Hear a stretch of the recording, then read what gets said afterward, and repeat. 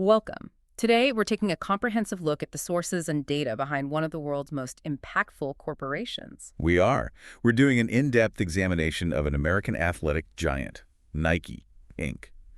And this is, it's more than just a review of a successful company. Much more. It's really a study of how one single brand came to master global commerce, how it drove this relentless innovation, and at the same time navigated decades of pretty persistent corporate controversy. Our mission here is to trace the entire story, the full trajectory of this enterprise, starting, literally from the back of a car. Right. And then map its growth into the world's largest supplier of athletic shoes and apparel.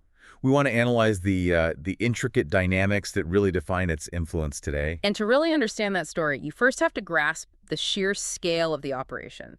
So Nike Inc. was established on January 25, 1964. But not as Nike. No, not at first. It was operating under the name Blue Ribbon Stores, or BRS.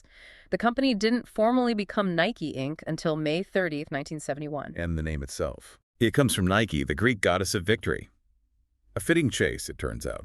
It certainly was, and while it operates globally, its heart, you could say, is still in the Pacific Northwest. The world headquarters are located near Beaverton, Oregon. And when we talk about scale, the financial numbers are just staggering. The sources show revenue passed $46 billion in fiscal year 2022. And the most recent figures for 2024 push that even higher. They do. We're looking at $51.36 billion. Those numbers signify just immense corporate power and global reach. Think about the employment stats alone. Yeah, as of 2024, Nike directly employs 79,400 people worldwide. And the market valuation, though it's always in flux, was valued at over $114.5 billion back in October 2018. A valuation that places it firmly among the world's elite corporate players.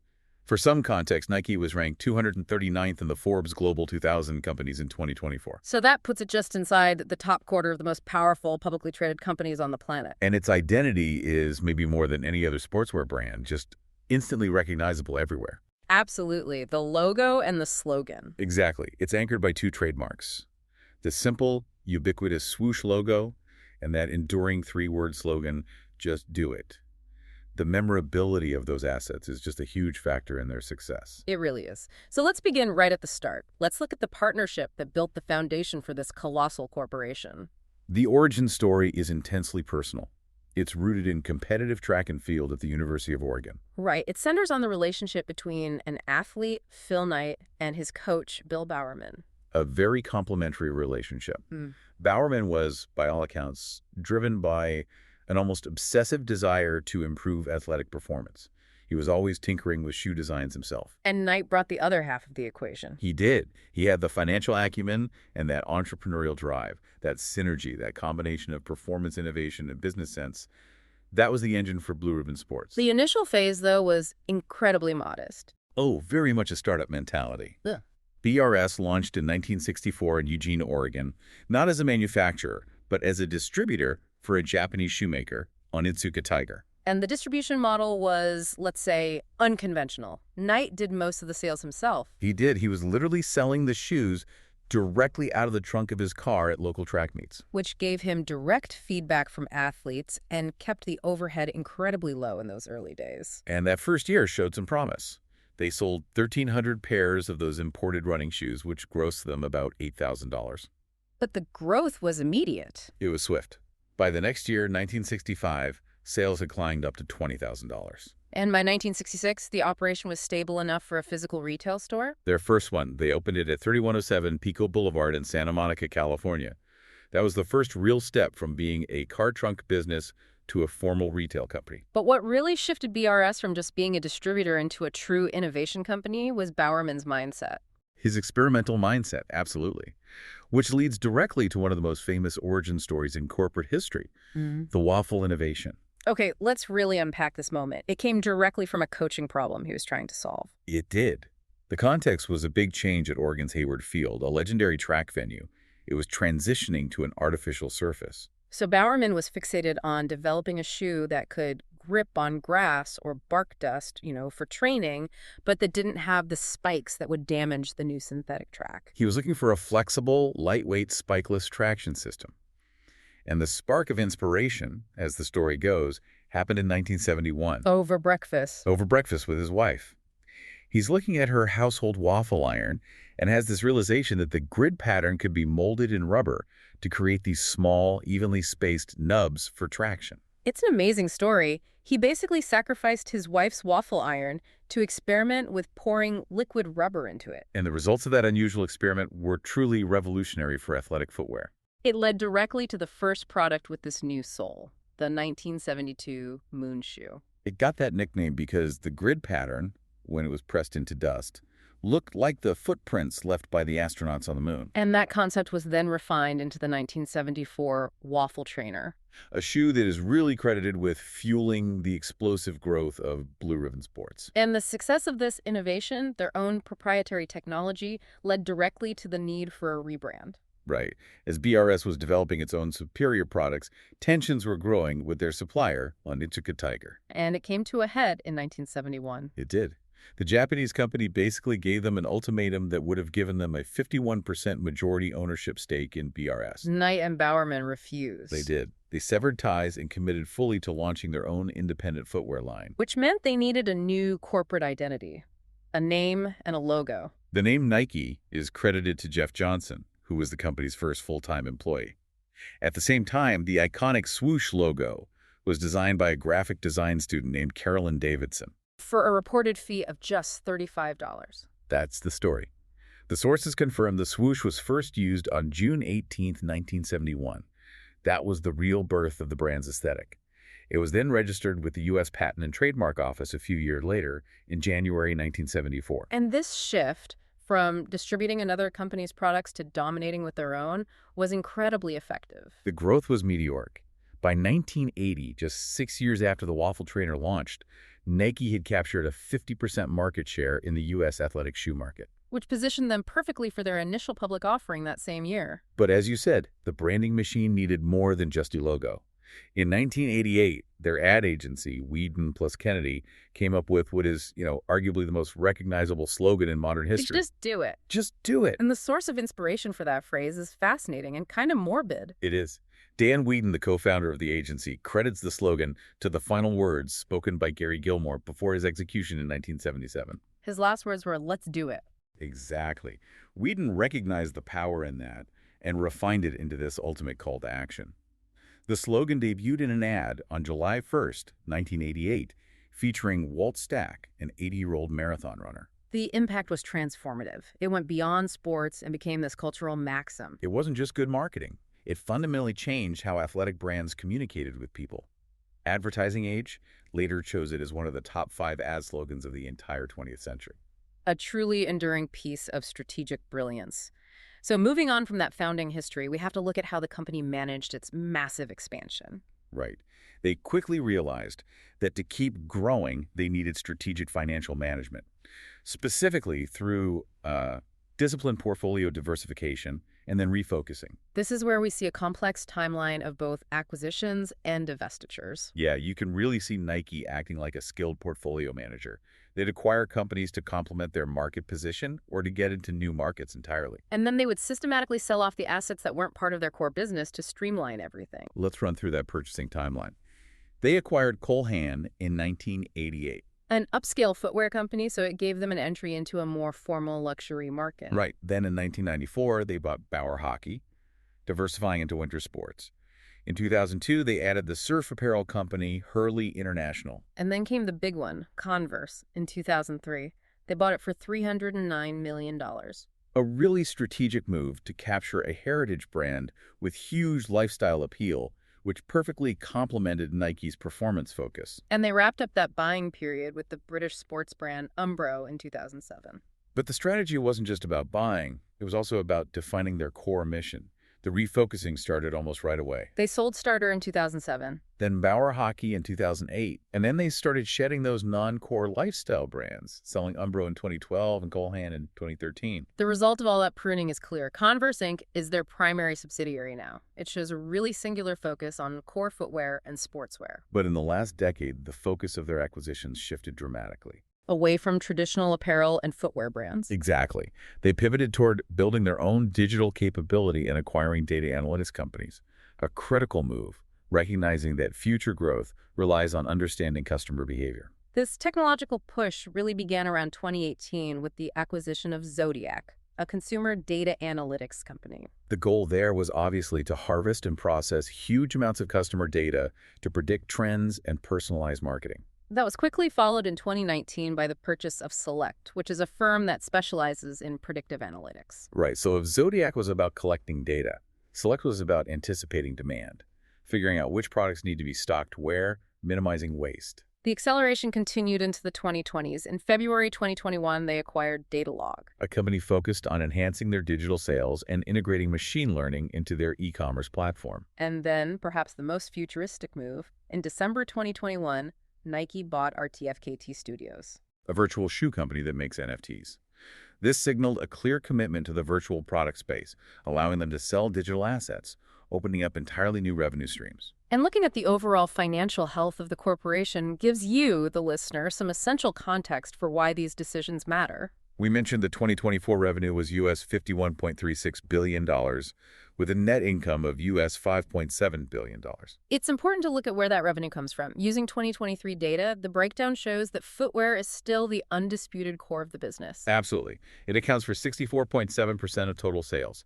Apparel contributes a respectable 27.0%. What's interesting is the contribution of Converse, which only generates 4.7% of sales. It suggests that while Converse is profitable and culturally relevant, the massive proprietary Nike brand carries the overwhelming financial weight. And the sales breakdown by geography is also revealing. North America is still the dominant market. It contributes 42.2% of sales in 2023.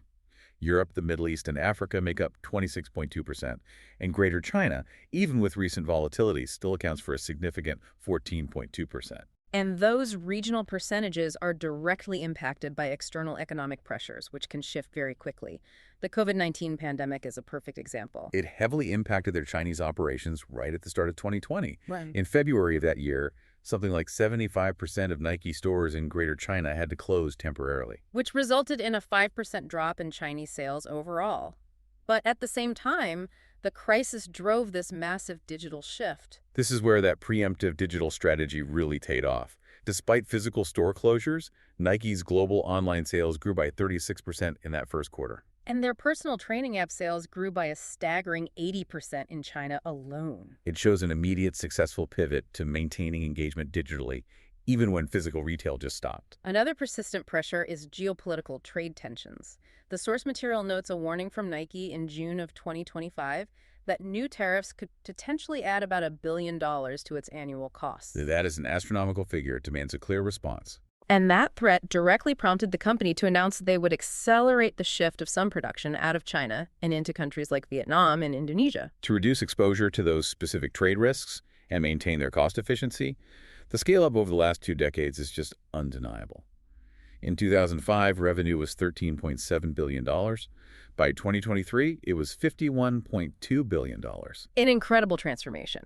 Yeah. So, given those massive financials, it's clear their success is about much more than volume.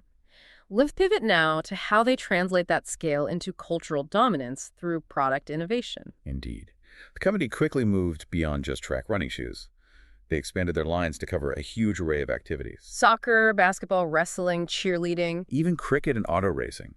Early signature lines like the Air Max in '87 and the Air Warrock in '92 became not just performance benchmarks, but lifestyle icons. And they invested heavily in material science to achieve those marginal gains. For instance, their Air Zoom Yorker cricket shoe was engineered to be 30% lighter than competitors. And you see the application of materials like flywire and lunar light foam, all focused on reducing weight while maintaining structural support for athletes. This push really reached its peak with the introduction of the Nike Vaporfly in 2017. This shoe caused such a technological disruption that it, arguably redefined the relationship between equipment and the athlete. And here's where the data is so critical.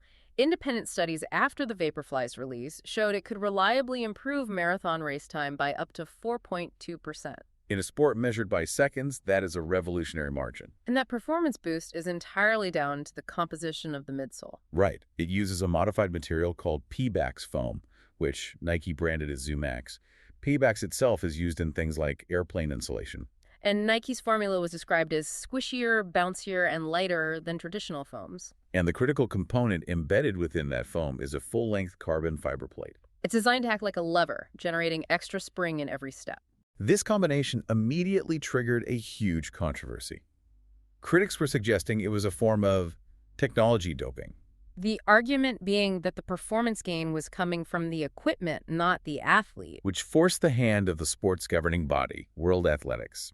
They responded in January 2020 by issuing a whole new set of guidelines. And those guidelines are incredibly precise. They capped sole thickness at a maximum of 40 millimeters.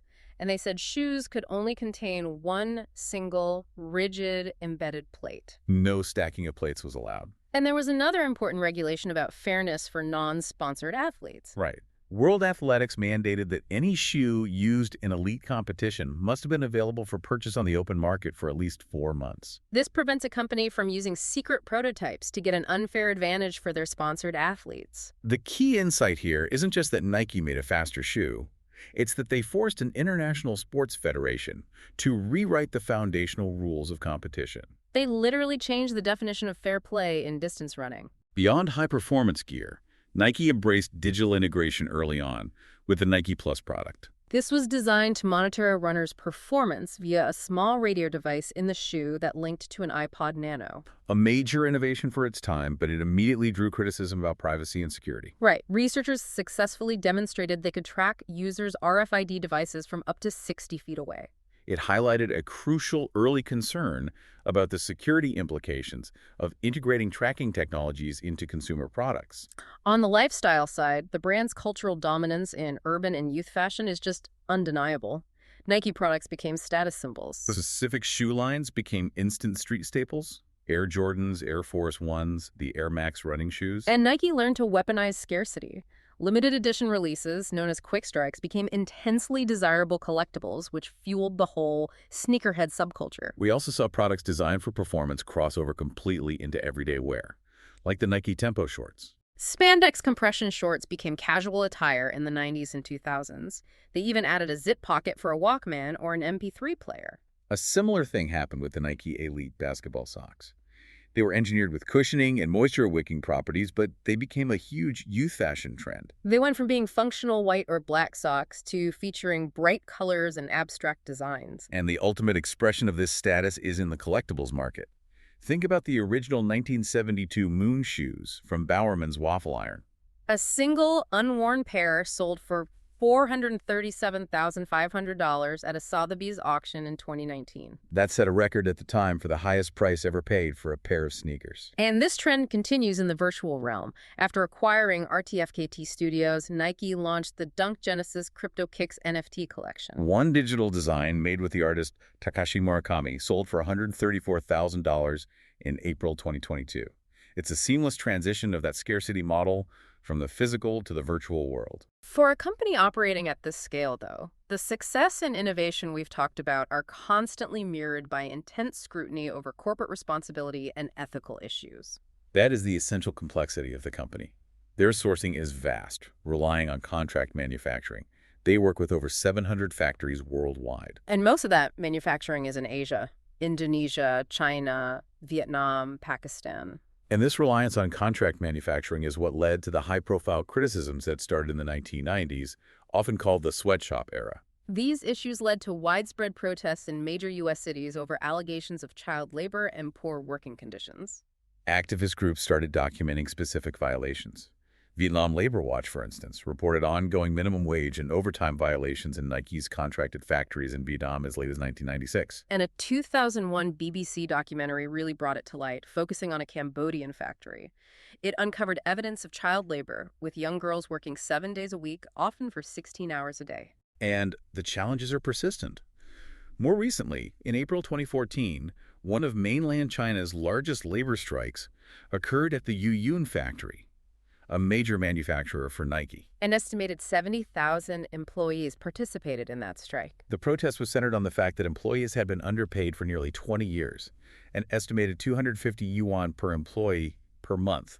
The scale of that strike highlights the systemic difficulties in monitoring labor compliance. And if we shift from labor practices to financial ethics, Nike came under intense scrutiny after the 2017 Paradise Papers leak. This was a massive leak of documents detailing sophisticated offshore tax minimization strategies. And the specific strategy revealed involved the complex shifting of intellectual property. Yep. Nike transferred ownership of the Swoosh trademark, its most valuable asset, to a subsidiary in Bermuda. This move allowed the Bermudan subsidiary to legally charge massive royalties back to its European headquarters in the Netherlands. Which effectively shifted huge amounts of taxable corporate profit out of Europe and into tax-free Bermuda. And when that original Dutch tax break expired in 2014, Nike simply reorganized the IP again, shifting it to a new Dutch limited partnership. A pass-through mechanism. Exactly.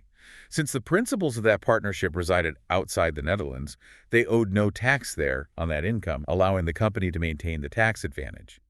It shows just how much focus they put on financial engineering. Moving into the political and social sphere, Nike's ad campaigns have repeatedly generated significant turbulence. The most notable example is the campaign launched in September 2018 when they signed former quarterback Colin Kaepernick to a long-term campaign. This was focused on his decision to kneel during the national anthem to protest racial injustice. And the public reaction was instant and sharply polarized. On one side, you had customers publicly burning their Nike products. And the company's stock price initially fell by 2.2%. However, the long-term data shows the strategy was financially beneficial.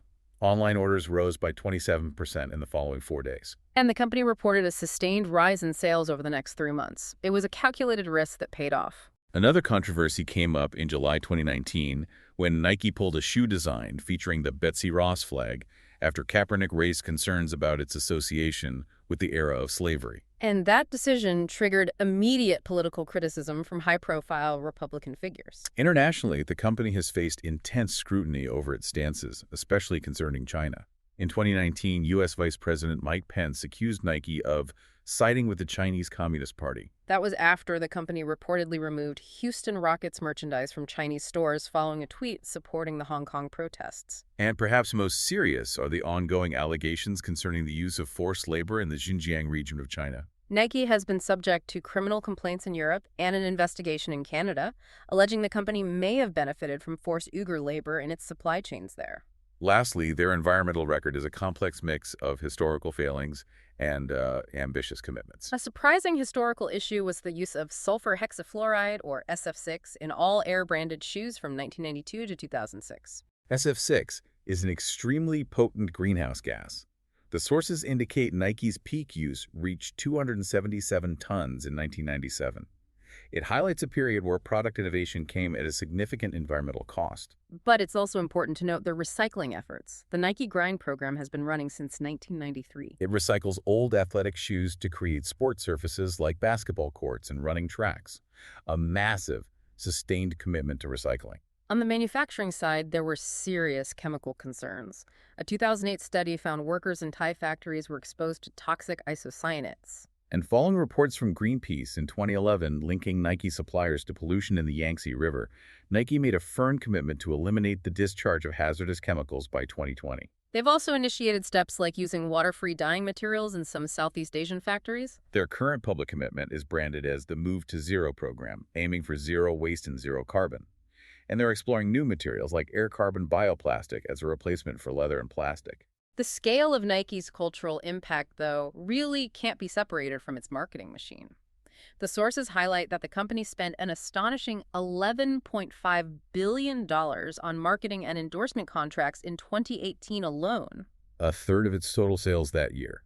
That kind of investment secures the biggest names in sport and ensures Nike products are associated with peak athletic achievement on every global stage. Their first professional athlete endorser was tennis player Ilie Nastase, but the first track endorser was Steve Prefontaine, Bill Bowerman's pupil. And Prefontaine remains a really important figure in the corporate mythology.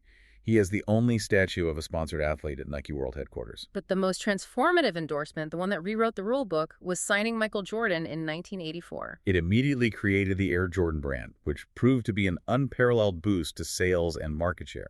It basically became its own corporate division. And that model was repeated with subsequent basketball royalty: Kobe Bryant, LeBron James. You're all witnesses. Kevin Durant, Giannis Antetokounmpo. The strategy is to align the brand with generational icons. And a more recent significant development is the commitment to WNBA stars, reflecting that league's rising popularity. They've produced signature shoes for figures like Cheryl Swoops, Lisa Leslie, and more recently, Sabrina Ionescu. And of course, Caitlin Clark signed a highly publicized 8-year, $28 million deal that guarantees her a signature shoe. It confirms Nike views the future of basketball as both NBA and WNBA. Their history with golf is also a critical case study in refocusing. They sponsored Tiger Woods until 2024 and signed Rory McIlroy to a massive $250 million deal. But despite those huge names, the equipment side of the business struggled against specialized competitors. So in 2016, Nike made the strategic decision to exit the golf equipment business entirely. No more club manufacturing. Instead, they focused their sponsored athletes exclusively on high-margin apparel and footwear. And beyond individual athletes, institutional partnerships are crucial. Nike became the official uniform supplier for the NBA starting in the 2017-18 season. That was the first time the Swoosh logo appeared on NBA jerseys during a game. And that partnership has already been extended through 2037. In global soccer, their presence is immense, sponsoring top clubs like FC Barcelona and Liverpool, and national teams like Brazil and France. And they've been the official ball supplier for the Premier League since the 2001 season. Even managing these high-profile endorsements reflects the corporate responsibility challenges. In 1990, Nike named its childcare facility after coach Joe Paterno. Following a Penn State sex abuse scandal report in 2012, they immediately removed his name. Similarly, they suspended their contract with Oscar Pistorius in 2013 after he was charged with premeditated murder. It shows a necessity to react swiftly to protect the brand. We also have to recognize the uniquely close ties between Nike and the University of Oregon.